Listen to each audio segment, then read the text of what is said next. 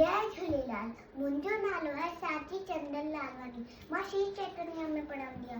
मां नांदेड़ में रहंदी आहियां।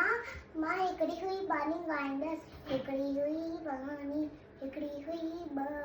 नरंग जी हुई नानी, सरंग जी हुई नानी, साढे दर्जी हुई ॾाॾी, साढे दर्जी हुई ॾाॾी, सकुते जी हुई काकी, सकुते जी हुई काकी, अचीते जी हुई चाची, अचीते जी हुई चाची, सभारे जी हुई भेड़, सभारे जी हुई भेड़, असाहे जी हुई सेड, असाहे जी हुई सेड, ऐं पोपड़ जी हुई पुफी, ऐं पोपड़ जी हुई पुफी, ऐं मकोड़े जी मासी, ऐं मकोड़े जी मासी, जय स्वरन जी ससु, जय स्वरन जी ससु, जिते हली नु किंजो बस, जिते हली नु किंजो बस, हिकड़ानी हुई सियानी, हिकड़ानी हुई सियानी, तंहिंजी हुई अबानी, तंहिंजी हुई